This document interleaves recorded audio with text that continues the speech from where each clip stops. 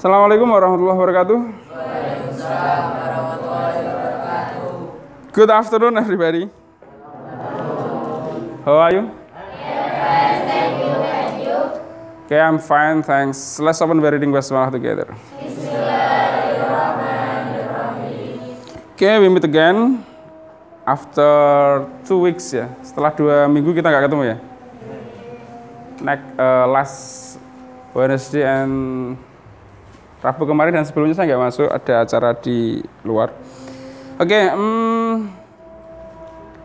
chapter 6, page 39. Kemarin saya sudah menerangkan tentang how to asking for information. Asking for information.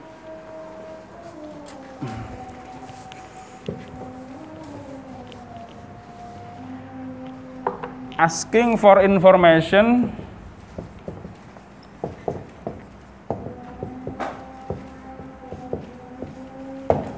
seperti yang saya terangkan kemarin, bahwasanya asking for information ini beda dengan interrogative sentence yang jawabannya hanya yes sama no.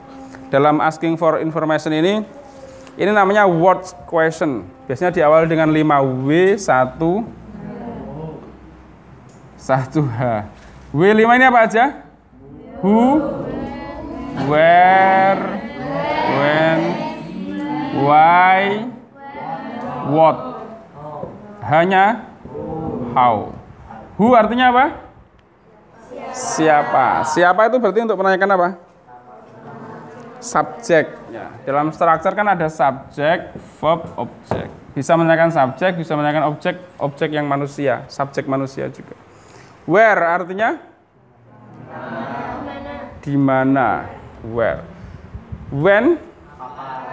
Where untuk menanyakan apa kalau where? Adverb of place, tempat ya. Kalau when untuk menanyakan apa? Waktu. Why? Mengapa? Untuk menanyakan reason atau alasan. What? Apa? Untuk menanyakan objek atau verb. How? Bagaimana? Untuk menanyakan adverb of manner. Cara membuat question word, kata tanya ini, setelahnya ini semuanya selain who diikuti dengan auxiliary.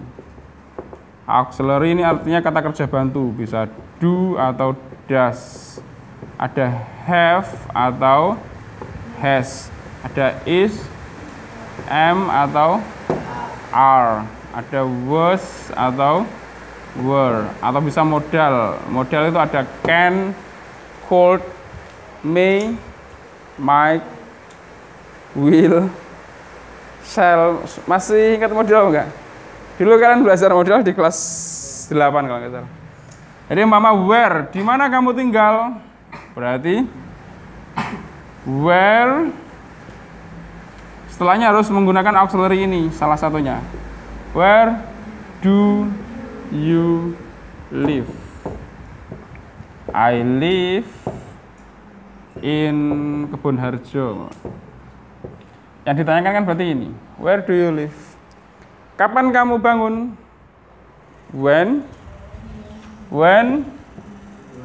do you get up? I get up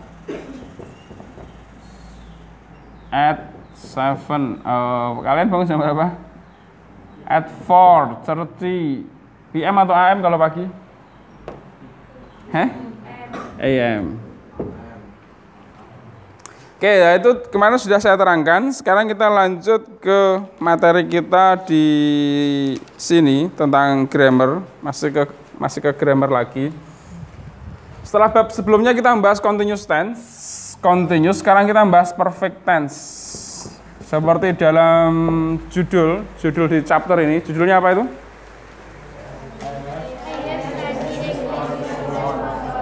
I have studied English for 2 hours.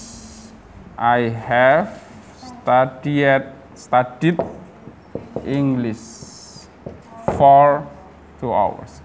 Di sini ada subjek, di sini ada verb, ada auxiliary have di sini. Kemudian ada objek. Verb. Jadi ada di sini menggunakan tenses perfect ya. Perfect itu sempurna. Jadi kesatuan atau kumpulan dari auxiliary have sama studied, verb 3, ini auxiliary, itu memunculkan arti sudah atau telah. Kalau kemarin dalam continuous tense artinya sedang, ya kan? Masih ingat? Berarti sedang itu kumpulan antara apa? To be dan verb ing. Jadi kalau kemarin to be is MR plus verb ing artinya apa? Sedang. Artinya aktivitas itu masih berlangsung. We are studying English now. Artinya kita itu sedang belajar bahasa Inggris sekarang. Tapi kalau menggunakan perfect, menggunakan have, studied, di sini artinya sudah. Sudah itu artinya telah selesai terjadi. Kamu tadi sebelum saya sudah belajar apa? Jadi you have studied social. Kamu sudah belajar IPS. Sudah selesai belum IPS-nya? Berarti sekarang masuk ke bahasa Inggris. Sedang. Lah, disinilah tenses perfect. Jadi rumusnya, formulanya subjek, ini subjek. Setelah subjek ada have. Have ini rumus ya. Have atau has ya. Have atau has. Kemudian verbnya verb 3, objek. Menggunakan have atau has ini tergantung dari subjek. Kalau subjeknya I, you, we, they, maka menggunakan have ya. Kalau I artinya apa? You, we, they, itu menggunakan apa? Have. Atau jamak, lebih dari satu orang, plural, jamak. Tapi kalau subjeknya she, he, it, atau yang tunggal, singular, maka menggunakan has. Bukan haves, tapi menjadinya apa? Has. Have atau has. Setelahnya sama, semuanya menggunakan verb 3. Lah, verb 3, cara mengetahui verb 3 itu gimana? Verb 3 itu ada kalanya perubahannya reguler, beraturan. Kalau dalam sorob ya tasrif kiasi gitu ya. Itu ditambah dari verb 1 ditambahi d atau ed. D atau ed dari verb 1 ya. Bukan dari verb ing atau dari yang lainnya. Jadi verb 3 itu kalau regular dari verb 1 ditambahi d atau id. Contohnya umpama study di sini. Study, awal dari study, karena berakhiran y, berakhiran y, maka jadinya study, y-nya diganti i, baru ditambahi ed, study. Contohnya kalau yang lain umpama visit, mengunjungi, jadinya visited, huruf belakangnya mati maka ditambah ed, rata-rata ditambah ed. Apa lagi? Clean. Apa artinya clean? Membersihkan. Jadinya cleaned, ambil ed juga. Wash, mencuci, jadinya washed. Kalau tidak semuanya tapi ditambah ed atau ed, ada juga yang tidak beraturan atau irregular. Contohnya umpama eat. Eat artinya apa? Makan. Verb 3-nya tidak jadi eaten, tapi jadinya eaten. En. Drink. Drink artinya minum. Verb 3-nya jadinya apa? Di situ ada ya, di modul kalian halaman 43. Drink jadinya drang, pakai u, drang. Contoh yang lain, membaca, read. Verb 3-nya apa di situ? Membaca, verb 3-nya sama. Contohnya read. Tulisnya sama tapi bahasanya beda. Read. Membeli apa bahasa Inggrisnya? Buy. Verb 3-nya? Bought. Bought. Menulis. Write. Verb 3-nya? Written. Written. Oke, jadi itu perubahan dari verb 1 ke verb 3. Rata-rata pada umumnya ditambah D atau ED. Tapi ada juga yang tidak selalu seperti itu. Ada juga yang perubahannya harus kalian kenali. Jadi jangan sampai kalian membuat kalimat verb 3, kalimat passive voice, kalimat perfect, tapi menggunakan kata kerja yang amburadul. Kita buat satu contoh, Mama.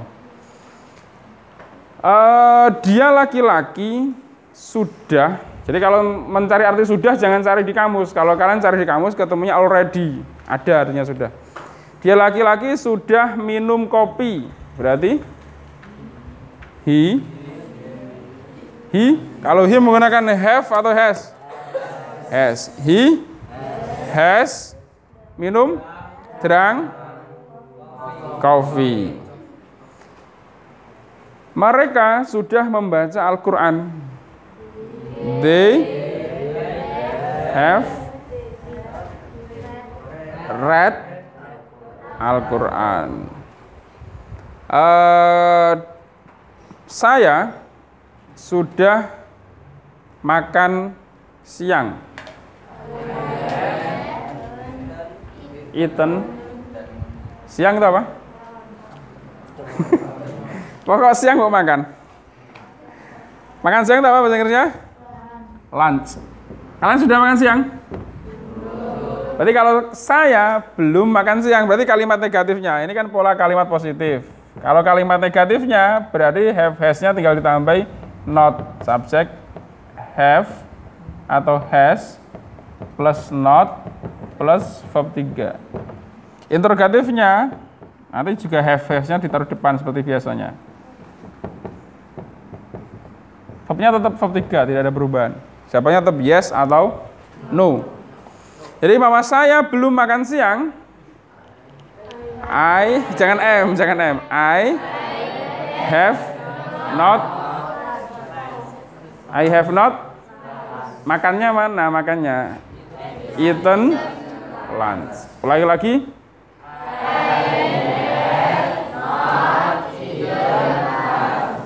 Gimana is?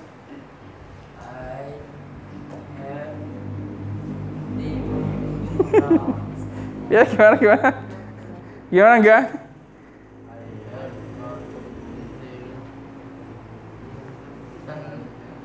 Eating atau eaten?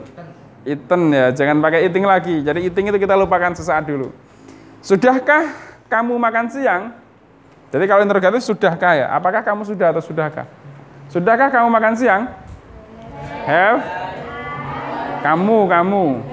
Have you eaten lunch? Jawabannya no, I have not. Kalau yes, I have. Another example, dia perempuan sudah membersihkan kelas. She has cleaned class. Negatifnya?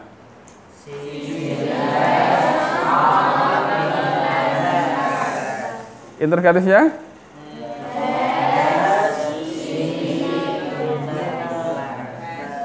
Jawabannya? Yes. She has. No?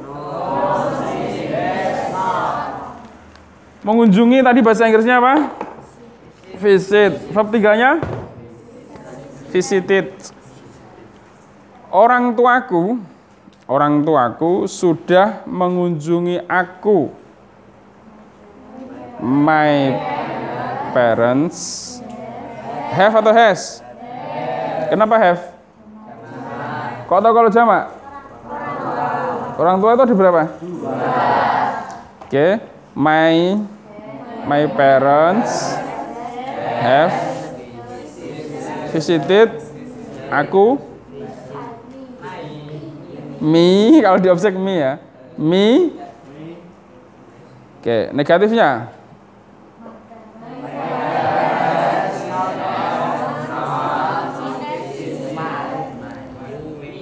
Mi. Interrogatifnya?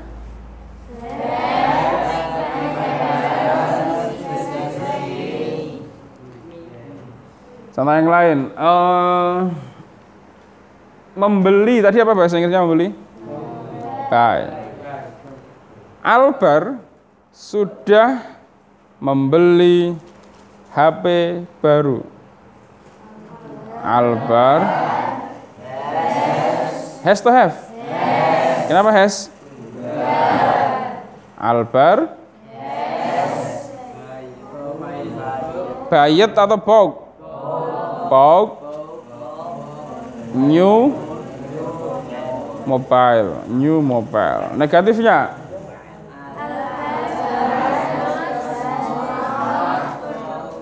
Bought new mobile. Oke, coba ditulis di buku kerjanya. Number 1.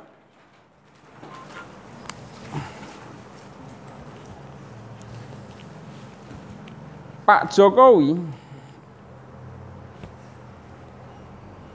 sudah membuat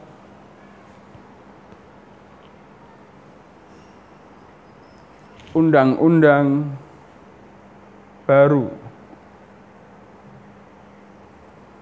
Nanti ditranslate jadi positif, negatif, dan interrogatif ya. Oke, and then number 2.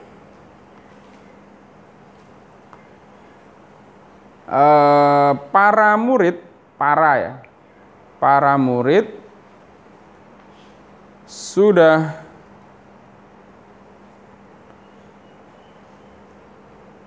mengerjakan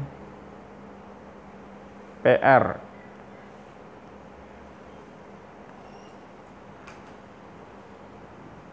Oke, 2 pertanyaan. Sudah paham semua ya?